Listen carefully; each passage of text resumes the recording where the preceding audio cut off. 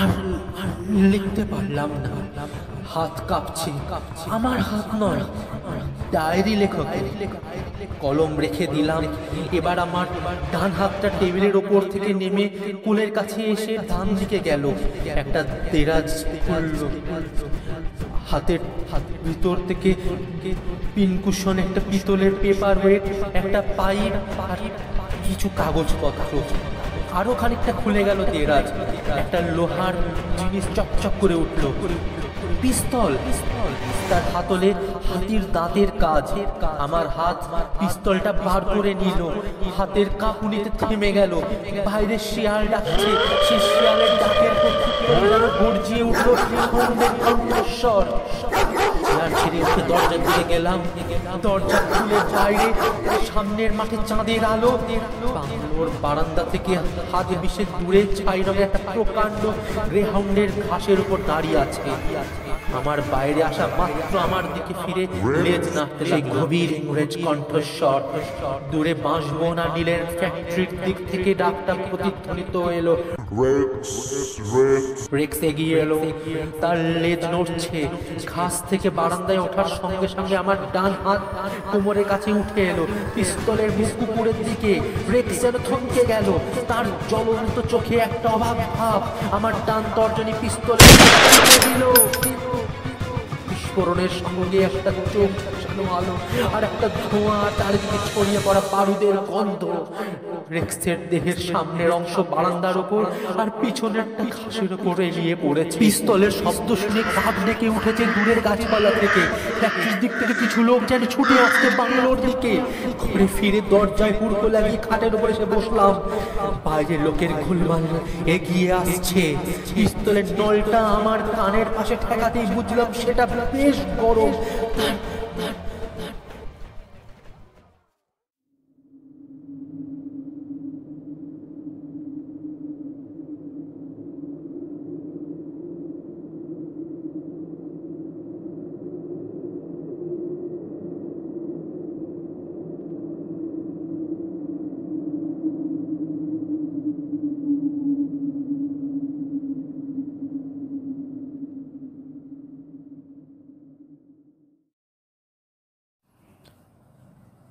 আমার নাম অনিরুদ্ধ বোস। আমার বয়স 29। এখনও বিয়ে করিনি।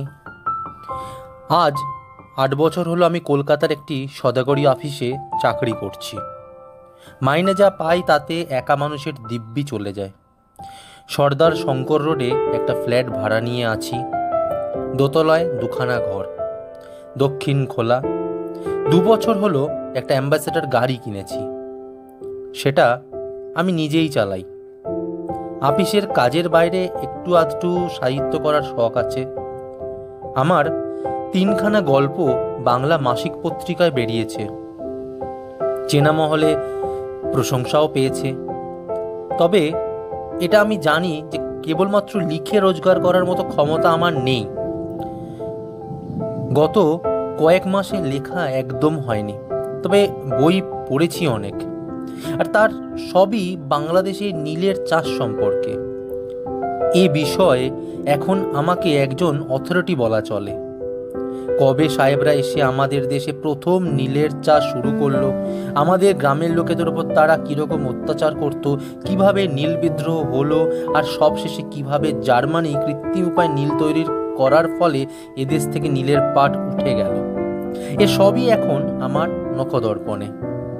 যে সাংঘাতিক অভিজ্ঞতার ফলে আমার মনে নীল সম্পর্কে এই কৌতূহল জাগলো, সেটা বলার জন্যই আজ লিখতে বসেছি। এখানে আগে আমার ছেলেবেলার কথা একটু বলা দরকার। আমার বাবা মুঙ্গেরে নামকরা ডাক্তার ছিলেন। ওখানেই আমার জন্ম। ওখানের এক মিশনারি স্কুলে আমার ছেলেবেলার পড়াশোনা।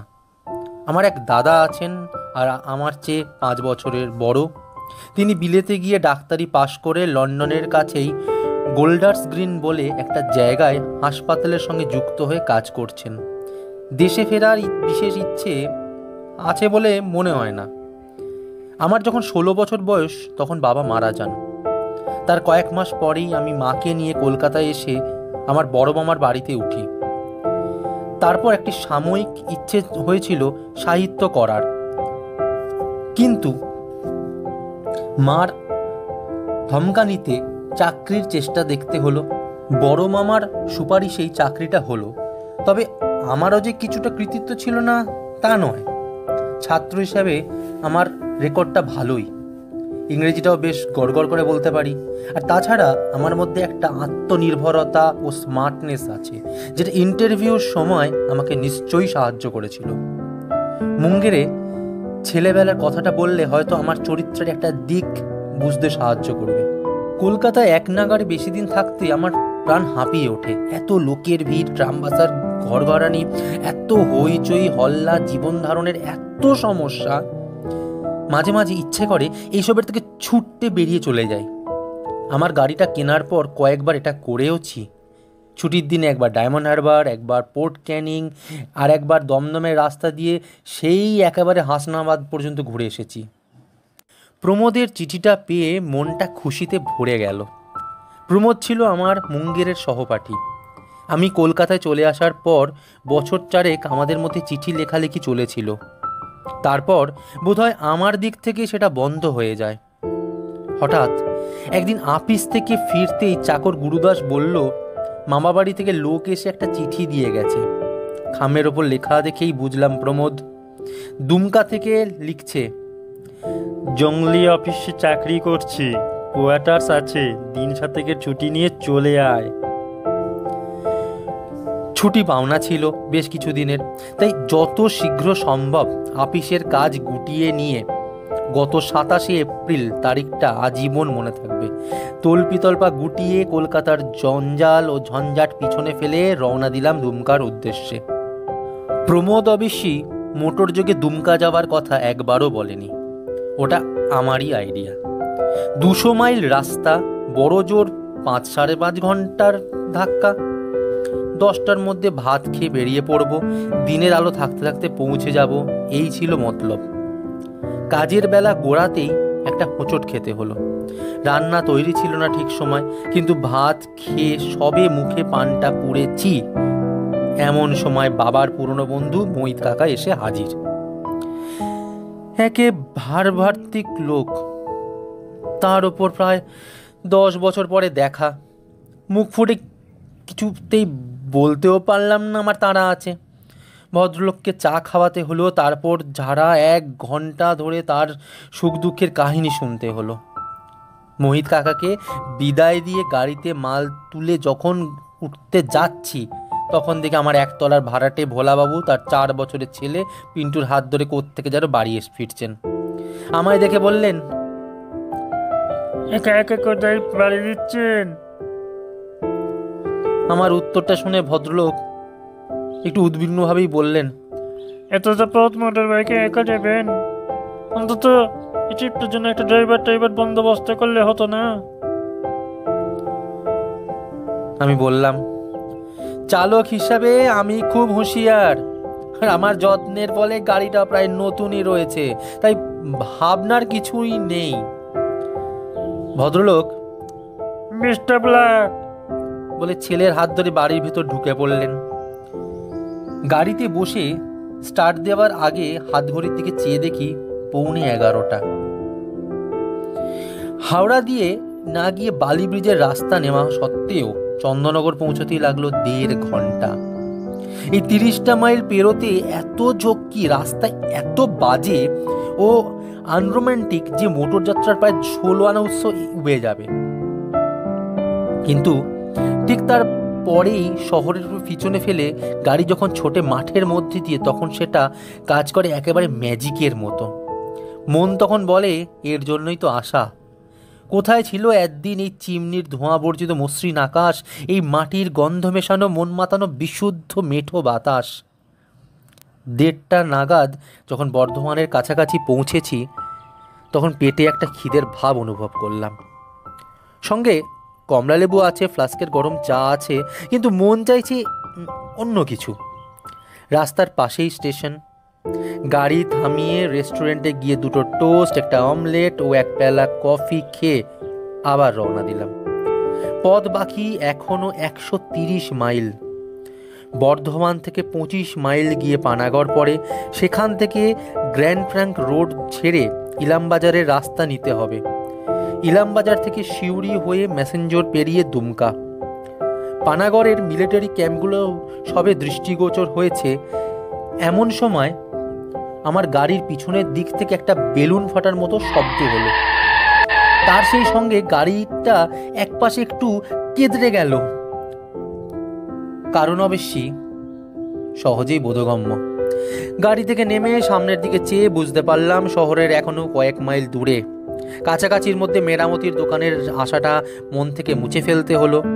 সঙ্গে যে স্টেপনি ছিল না তা নয়, আর জ্যাক দিয়ে গাড়ি তুলে ফাটা টায়ার খুলে ফেলে তার জায়গায় নতুন টায়ার বসানো আমার অসাধ্য কিছুই নয়।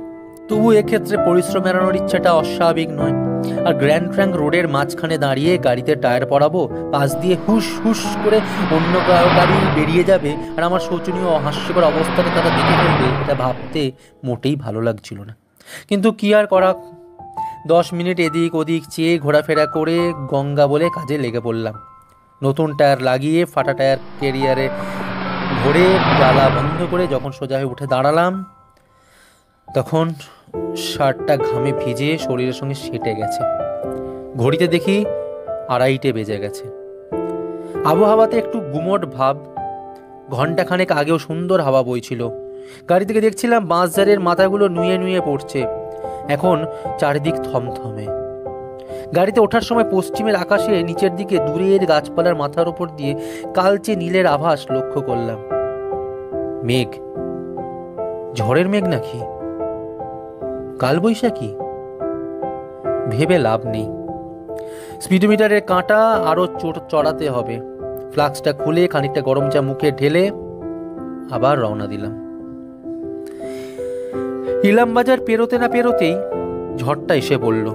ঘরে বসে যে জিনিসটা চিরকাল আনন্দে উপভোগ করেছি, যার সঙ্গে তাল মিলিয়ে ভাব মিলিয়ে রবীন্দ্রনাথের কবিতা আবৃত্তি করেছি, গান করেছি, সেই জিনিসই খোলা মাঠের মধ্যে পিচের রাস্তায় চলন্ত গাড়িতে যে কি বিভীষিকার সৃষ্টি করতে পারে তা কল্পনা করতে পারি না। আর বাদ জিনিসটাকে কেন জানি না কোনোদিনই আমি বরদাস্ত করতে পারি না। ওটাকে প্রকৃতির একটা শয়তানি বলে মনে হয়। অসহায় মানুষকে এক নির্মম রসিকতার নাজেহাল করার ভাব নিয়ে যাবে এই বাজে খেলা। এদিকে ওদিকে আচমকা বৈদ্যুতিক স্মরণিক্ষেপ আর পর মুহূর্তে কর্ণপটাও বিদীর্ণ করে দামামা গর্জন, গুড়গুড় গুড়গুড় গুড়গুড় করাত। এক এক সময় মনে হচ্ছে আমার এই নিরীহ অ্যাম্বাসেডর গাড়িকেই তাক করে বিদ্যুৎবান নিক্ষিপ্ত হচ্ছে, এবং আরেকটু মনোযোগ দিয়ে কাজটা করলেই লক্ষ্যভেদ হয়ে যাবে। এই দুর্যোগের মধ্যেই কোনো মতে যখন সিউড়ি ছাড়িয়ে ম্যাসেঞ্জরের পথে পড়েছি, তখন হঠাৎ একটা বিস্ফোরণের শব্দ হলো, যেটাকে কোনো মতেই বজ্রপাত বলে ভুল করা চলে না। বুঝলাম আমার গাড়ির আরেকটা টায়ার গাড়ি ইস্তফা দিলেন। হাল ছেড়ে দিলাম। মুষলধারে বৃষ্টি শুরু হয়েছে। ঘড়িতে 5:30। গত 20 মাইল স্পিডোমিটারের কাঁটাকে 15 থেকে 25-এর মধ্যে রাখতে হয়েছে, না হলে এতক্ষণে ম্যাসেঞ্জর ছাড়িয়ে যাওয়ার কথা। কোথায় এসে পৌঁছলাম? সামনের দিকে চেয়ে কিচ্ছু বোঝার উপায় নেই। কাঁচের ওপর জলপ্রপাত, ওয়াইপারটা সপাত সপাত করে চলেছে, কিন্তু সেটাকে কাজে না বলে খেলা বলাই ভালো। নিয়ম মতো এপ্রিল মাসে এখনো সূর্যের আলো থাকার কথা, কিন্তু ভাব দেখে মনে হয় রাত হলো বলে। আমার ডান পাশের দরজাটা একটু ফাঁক করে বাইরের দিকে চাইলাম। যা দেখলাম তাতে মনে হলো কাছাকাছির মধ্যে ঘনবসতি না থাকলেও দু একটা পাকা বাড়ি যেন গাছপালার ফাঁক দিয়ে দেখা যাচ্ছে। গাড়ি থেকে নেমে যে একটু এদিক ওদিক ঘুরে দেখব তার উপায় নেই। তবে সেটা না দেখেও যে জিনিসটা বলা যায় সেটা হলো এই যে মাইলখানেকের মধ্যে বাজার বা দোকান বলে কোনো পদার্থ নেই, আর আমার সঙ্গে বাড়তি টায়ারও নেই। মিনিট 15 গাড়িতে বসে থাকার পর একটা প্রশ্ন জাগলো, এতখানি সময়ের মধ্যে একটা গাড়ি বা একটি মানুষও আমার গাড়ির পাশ দিয়ে গেল না। তবে কি ভুল পথে এসে পড়েছি। সঙ্গে রোড ম্যাপ আছে, সিউড়ি পর্যন্ত ঠিকই এসেছি জানি, কিন্তু তারপরে যদি কোনো ভুল রাস্তায় মোড় ঘুরে থাকি, এই চোখ ধাঁধানো বৃষ্টিতে সেটা খুব অস্বাভাবিক নয়। কিন্তু যদি ভুল হয়ে থাকে, এটা তো আফ্রিকা বা দক্ষিণ আমেরিকার জঙ্গল নয় যে দিশেহারা হয়ে পড়তে হবে। যেখানে এসে থাকি না কেন, এটা বীরভূমের মধ্যেই এবং শান্তিনিকেতন থেকে মাইল 50-এর বেশি দূর নয়। বৃষ্টি থামলেই সব মুশকিল আসান হয়ে যাবে। এমনকি হয়তো মাইলখানেকের মধ্যে একটা গাড়ি মেরামতের দোকানও পেয়ে যাব। পকেট থেকে হুইলসের প্যাকেট আর দেশলাই বার করে একটা সিগারেট ধরালাম। ভোলাবাবুর কথা মনে পড়ল। ভদ্রলোক নিশ্চয়ই ভুক্তভোগী, নইলে এমন খাঁটি উপদেশ দেন কি করে? ভবিষ্যতে একটা তন্দ্রার ভাব এসে গিয়েছিল। হর্নের শব্দে সজাগ হয়ে উঠে বসলাম। বৃষ্টিটা একটু ধরেছে, তবে অন্ধকার গাঢ়তর। পিছন ফিরে দেখি একটা লরি এসে দাঁড়িয়েছে। হর্ন দিচ্ছে কেন? আমি কি রাস্তার পুরোটা দখল করে আছি নাকি? দরজা খুলে নেমে দেখি লরির দোষ নেই। টায়ার ফাটার সময় গাড়িটা খানিকটা ঘুরে গিয়ে রাস্তায় পুরোটা না হলেও প্রায় আধখানা আটকে রেখেছে। লরি যাবার জায়গাই নেই। गाड़ी साइड कीजिए, गाड़ी साइड कीजिए। আমার অসহায় ভাব দেখেই বোধহয় পাঞ্জাবি ড্রাইভারটি নেমে এলেন।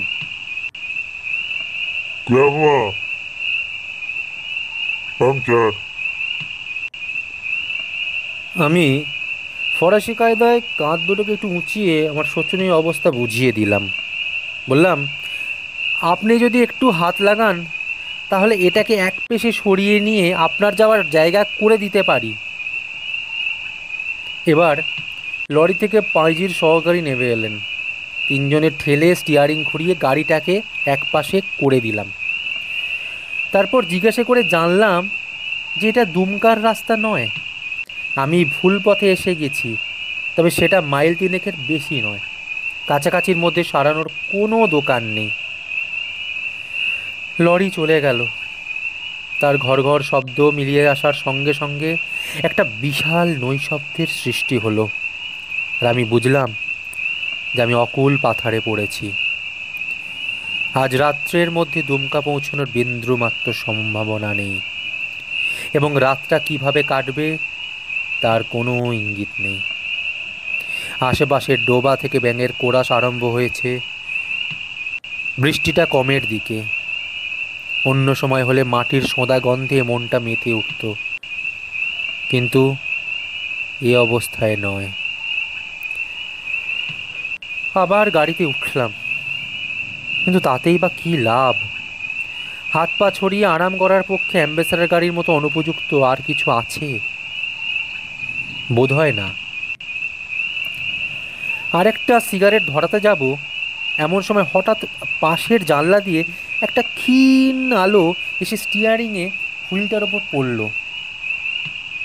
আবার দরজা খুলে গলা বাড়িয়ে দেখি গাছের ফাঁক দিয়ে একটা আলোর চতুষ্কোণ দেখা যাচ্ছে। বোধহয় জানলা। ধোঁয়ার কারণ আগুন, আর কেরোসিনের আলোর কারণ মানুষ।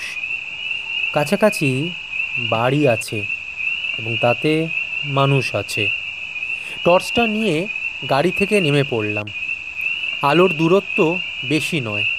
আমার উচিত এগিয়ে গিয়ে অনুসন্ধান করা। একটা রাস্তাও রয়েছে, অপরিসর পথ। সেটা বোধহয় আলোর দিক থেকেই। আমি যে রাস্তায় আছি সেটাই এসে পড়েছে। পথের দুপাশে গাছপালার বন, তলার দিকে আগাছার জঙ্গল। কুছ পরোয়া নেই। গাড়ির দরজা লক করে রওনা দিলাম। যত দূর সম্ভব খানাখন্দ বাঁচিয়ে জলকাদার মধ্য দিয়ে ছপাং ছপাং খানিক দূর হেঁটে একটা তেঁতুল গাছ পেরোতেই বাড়িটা চোখে পড়ল। বাড়ি বলা ভুল হবে, একখানা কি দেড়খানা ইটের ঘরের ওপর একটা টিনের চাল। ফাঁক করে দরজা দিয়ে ঘরের ভিতর থেকে একটা জ্বালানো লণ্ঠন দেখা গেল। একটা ধোঁয়াটে ভাব আর একটা খাটিয়ার কোণ লক্ষ্য করলাম। কই হ্যাঁ?